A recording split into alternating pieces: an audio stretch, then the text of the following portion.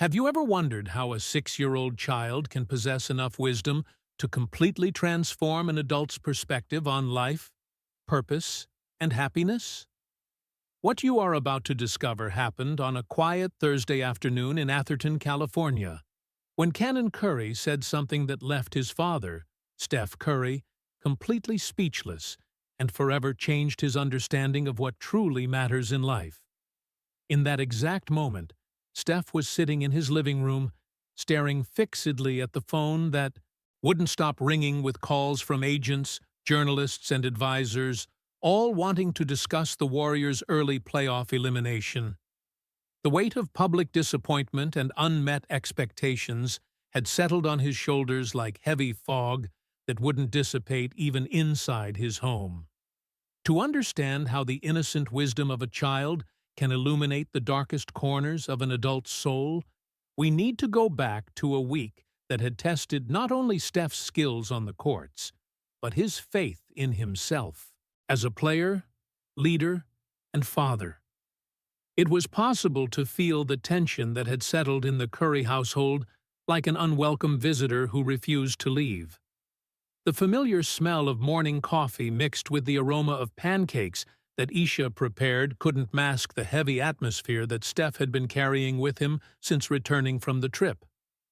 "Dad, you're different," Canon had said the morning before, with that brutal honesty that only 6-year-old children possess.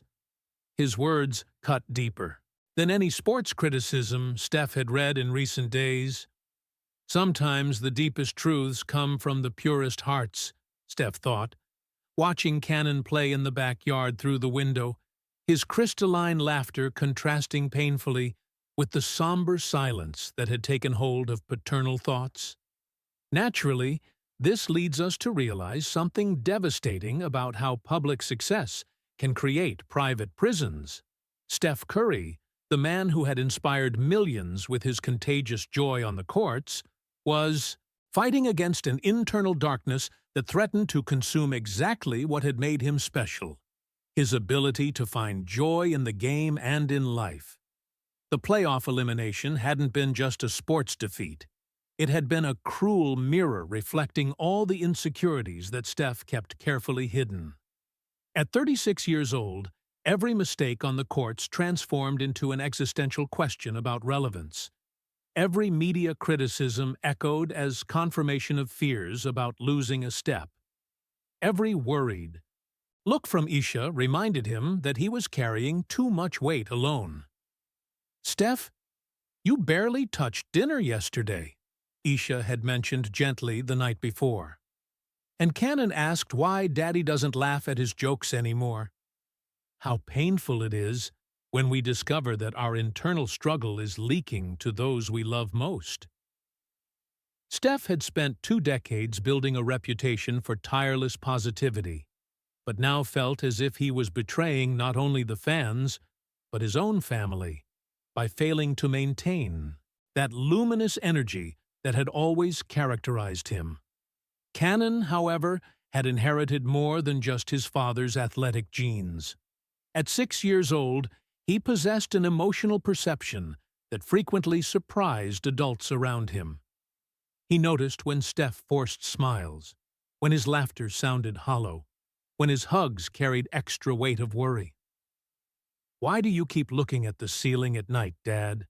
Canon had asked a few days before, appearing in the doorway of his parents' room like a small, worried ghost. "Are you sad because of basketball?" The question had hit Steph like a punch to the stomach. Not because it was inappropriate, but because it was perfectly appropriate. Canon was seeing through all the defenses that Steph had erected, straight to the heart of the problem. It's impossible not to feel the cruel irony when our own joy, which used to be our greatest strength, becomes our greatest absence. Steph Curry, the man who had changed basketball with his ability to find pure pleasure in the game, was lost in a forest of expectations and pressures that obscured exactly what had made him exceptional. That Thursday afternoon, while Steph was lost in his dark thoughts, Canon entered the room silently, carrying his favorite teddy bear, and an expression too serious for a 6-year-old child. "Dad," Canon said, his voice small but determined, "I need to tell you something important." Steph looked down, trying to force a smile he didn't feel. "What is it, my champion?" Canon approached, climbed onto the sofa next to his father, and looked directly into his eyes with that intensity that sometimes made Steph forget he was talking to a child. "God told me a secret about you," Canon said, his voice loaded with a seriousness that made Steph completely stop pretending he was okay. How many times do we underestimate children's ability to perceive truths that we, adults, lose amid the complications we create for ourselves? Canon Curry was about to reveal something that would completely change his father's perspective on life, purpose, and the true meaning of success. Sometimes the deepest truths come from the purest hearts, and Steph Curry was about to discover that his 6-year-old son possessed exactly the wisdom he had lost somewhere between glory and the pressure of being a global icon. But what happened next would reveal a truth about childish perception and unconditional love that would completely transform Steph's perspective on his own internal struggles. Steph looked at Canon with that mixture of tenderness and curiosity that parents feel when their children say something unexpectedly profound. "A secret about me? What did God tell you, my son?" Canon adjusted his teddy bear in his lap and took a deep breath, as if he were about to share something of monumental importance. "He told me at church last Sunday, when I was praying, and he also told me last night, when I asked him to help you be happy again. You can perceive that there are moments in life where a child's words carry a weight that transcends their chronological age." Steph felt his heart accelerate, not for believing in a literal divine revelation, but because he recognized that Canon had been observing and worrying about him in ways he hadn't noticed. "What did you ask God for, Canon?" Steph asked gently, pulling his son closer and feeling the small and comforting warmth of his body against his chest. "I said, God, my father forgot how to be happy. He keeps looking at the phone with a sad face and doesn't play with me like before. Can you teach me how to help him?" Canon paused, his big and serious eyes fixed on his father's face. "And then I felt a voice in here," he said, touching his small chest, "telling me that you just needed to remember some important things." Naturally, this leads us to a devastating understanding about how our internal struggles affect those we love most, even when we think we're hiding our pain.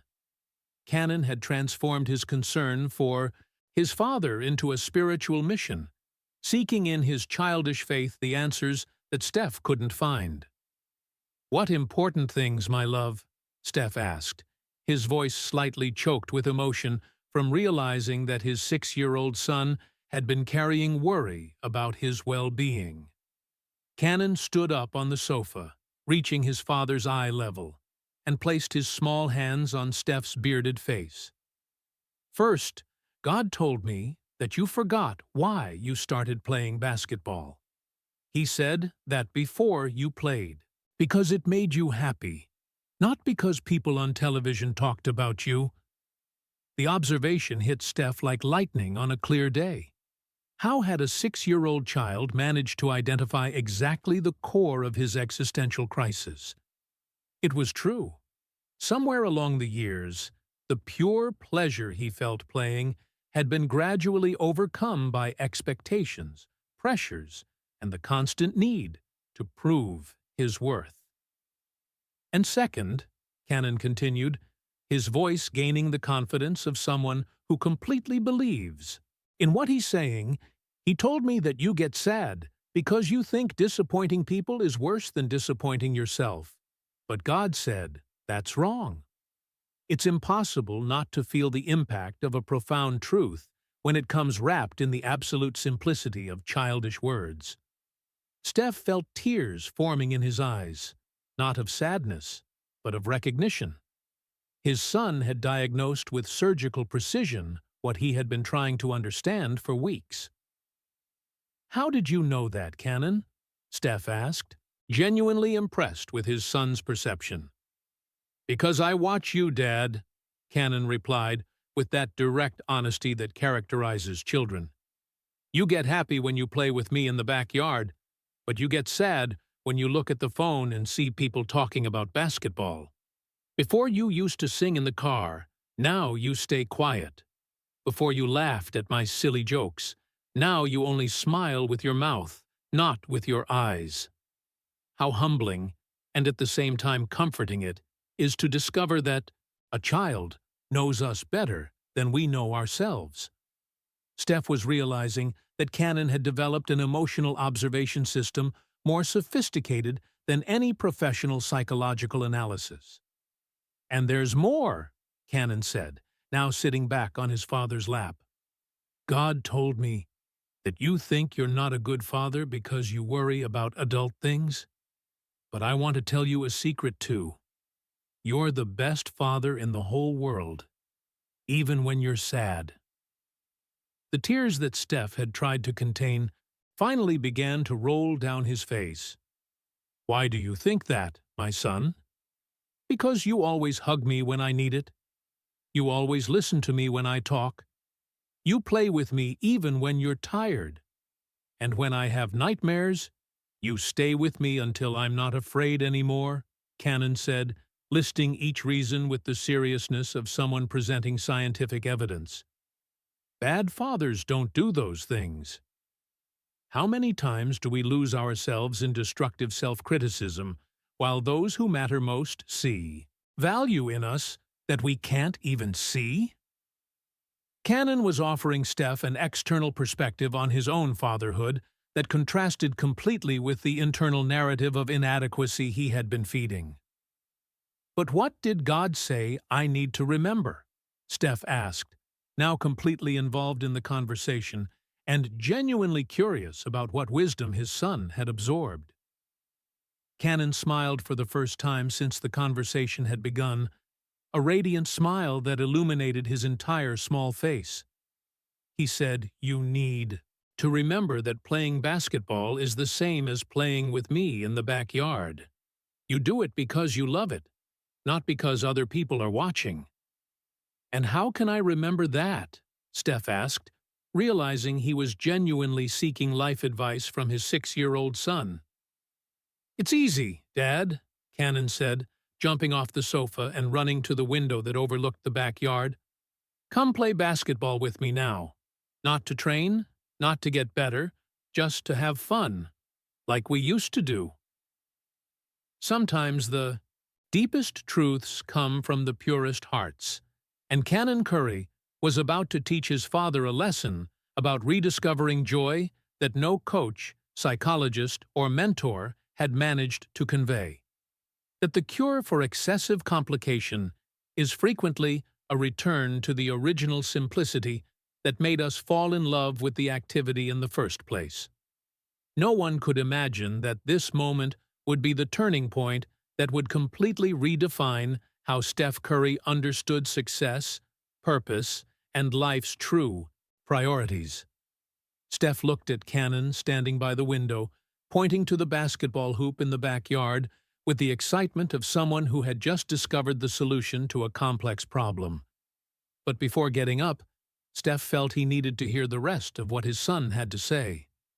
"Canon, wait a minute," Steph said gently. "You said God told you a secret about me. Is there anything else he told you?"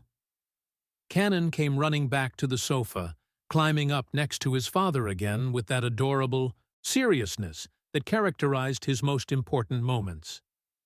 "Yes, Dad. There's the most important part of the secret. You can perceive that there are moments in life where a child is about to articulate truths that adults spend years trying to discover through therapy, meditation, or self-help books. Steph Curry was about to receive a masterclass in life priorities from his 6-year-old son. "What's the most important part?" Steph asked, leaning forward, as if he were about to hear secrets of the IUA universe. Canon took a deep breath, closed his eyes for a moment, as if he were accessing a precious memory, and then looked directly into his father's eyes.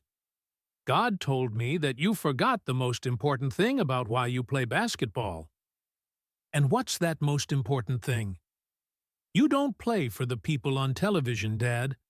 You don't play to win trophies or for people to say you're the best," Canon said, each word coming out with the conviction of a prophecy. "You play because it makes you happy and because it makes other people happy too. That's all." The impact of these words hit Steph like a genuine revelation. It was as if Canon had distilled decades of sports philosophy into a single crystalline truth. Naturally, this leads us to a profound understanding about how we lose sight of our original motivations when they become overloaded with external expectations. Steph had started playing basketball out of pure love for the game, but gradually that love had been buried under layers of pressure, analysis, and the need to constantly justify his worth. "How do you know that, Canon?" Steph asked, genuinely admiring his son's wisdom. "Because I see you smile for real when we play in the backyard," Canon replied. "It's the same smile you have in old photos when you were a child. Mom showed me the pictures of when you were little like me, and you had the same happy face playing basketball that I have when I play with my favorite toys. How revealing it is when a child can connect past and present in ways that we, lost in our current moment, cannot see." Canon had identified that there was a younger and happier version of Steph still alive, just obscured by layers of adult responsibility. "But there's more to the secret," Canon continued, now standing on the sofa to be taller than his father, as if the physical position could give more authority to his words. "The part that God said is the most important of all." Steph waited, feeling he was about to hear something that would fundamentally change his perspective on life. "God told me that playing with me is more important than any basketball game," Canon said, his small voice but firm as an official declaration. "Because games end, but I'm your son forever. And when you're old and can't play anymore, I'll still be here wanting to play with you." It's impossible not to feel the devastating power of a truth so simple and so profound that it cuts through all the justifications and rationalizations we create for our distorted priorities. Steph felt as if the ground had disappeared under his feet, not in a frightening way, but liberating. Tears began to flow freely down Steph's face, not of sadness, but of an emotional clarity he hadn't felt in months. "Canon, you're right. You're completely right." "I know I am," Canon said with the absolute confidence of childhood. "That's why God chose me to tell you. Because sometimes daddies forget important things and need their children to remind them." "How? Many times do we seek answers in complex places when they're right in front of us, pronounced by the lips of those we love most?" Steph was discovering that the wisdom he sought in coaches, books, and mentors had been living under the same roof as him all along. "And you know what else God told me?" Canon asked, now smiling with that contagious joy that only children can radiate. "What else?" "He said that when you remember these things, you'll go back to playing like you played before. Not because you have to play, but because you want to play. And then everyone will remember why they like watching you." The depth of this observation left Steph momentarily speechless. Canon had diagnosed not only Steph's personal problem, but also the solution to his professional performance. That authenticity and joy are the secret ingredients that make athletes truly special. "Canon," Steph said, taking his son in his arms and hugging him as if he were the most precious thing in the world. "Thank you for reminding me who I really am." "You're welcome, Dad," Canon replied, returning the hug with the full strength of his small arms. "Now, can we go play basketball? The fun way, not the serious way?" Sometimes the deepest truths come from the purest hearts. And Steph Curry was discovering that his 6-year-old son hadn't just shared a conversation with God. He had been the very messenger of a wisdom that would transform not only how Steph understood basketball, but how he understood his entire life. And it was then that the truth finally came to light about what it means to rediscover joy through a child's eyes, and how this rediscovery can transform not only our personal perspective, but our professional excellence. "Come on, Dad," Canon shouted, already running toward the back door, his contagious energy filling the house like sunlight after a storm. "Let's play the way God said." Steph got up from the sofa, feeling something he hadn't experienced in months: pure and simple excitement at the prospect of playing basketball. Not to train, not to improve, not to prove anything, just to have fun with his son. You can perceive that there are transformative moments in life where a change in perspective creates a complete change in energy. Steph went out to the backyard carrying a lightness he had forgotten he possessed, as if Canon had magically removed a weight he hadn't even realized he was carrying. "Dad, do you play with me? Or do I play with you?" Canon asked, dribbling a children's basketball with the adorable coordination of a 6-year-old child. "We play together," Steph replied, picking up his own ball and starting to dribble next to his son. As partners. What happened next was a magical rediscovery. For 45 minutes, Steph Curry played basketball like he hadn't in decades. There was no timer, no score, no cameras. Just a father and son inventing silly games, laughing when they missed shots, celebrating impossible baskets as if they were miracles. "Look, Dad," Canon shouted, making a 3-point shot at the appropriate height for his age. "I'm just like you." "No," Steph replied, smiling in a way that made Isha stop washing dishes in the kitchen to observe through the window. "You're better than me. You still remember how to have fun." Naturally, this leads us to a profound understanding about how competence can sometimes rob us of the most important competence of all: the ability to find pure joy in the activity we love. Steph was rediscovering that being excellent doesn't mean being serious all the time. That night, after Canon had gone to sleep, Steph called Steve Kerr, his coach. "Coach, I need to tell you something," Steph said, his voice carrying an energy that Steve hadn't heard in weeks. I remembered why I started playing basketball. "And why was that?" Steve asked, curious about the sudden change in tone. "Because it made me happy," Steph replied simply. "And I want to go back to playing that way. Not with less seriousness, but with more joy." How powerful it is when rediscovering our original motivation gives us permission to be excellent in a more authentic way. Steve Kerr, who had seen many transformations in his career, immediately recognized that something fundamental had changed in Steph. 3 weeks later, Steph Curry returned to the courts for the start of the new season. The difference was palpable from warm-up. He smiled genuinely, played with teammates, and seemed to be having fun, in a way fans hadn't seen in a long time. "He's different," commented the TV analyst during the first game. "Lighter, freer, like he had rediscovered why he loves to play." Steph scored 42 points that night, but more important than the numbers was the way he played, with a contagious joy that reminded everyone why they had fallen in love with watching him in the first place.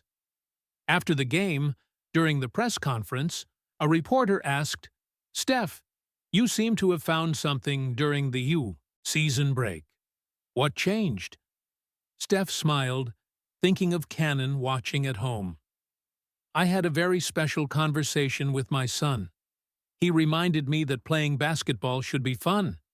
And when you have fun doing something you love, everything else, excellence, success, connection with fans, flows naturally. It's impossible not to feel the power of complete transformation when someone rediscovers their purest essence and allows it to inform their professional excellence." Steph had learned that authenticity is not the enemy of competence, but its most powerful source. Canon, watching the interview from the stands in Isha's arms, smiled with pride.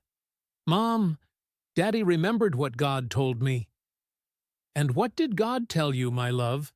Isha asked, although she knew the answer would come from a wisdom that transcended her son's age.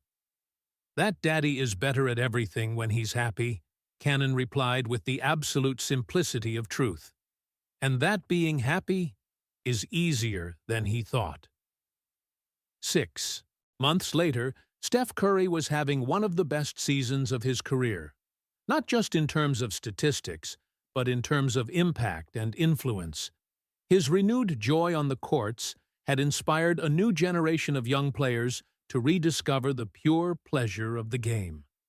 In interviews, Steph frequently mentioned a conversation that changed my life with his son, although he never revealed the specific details.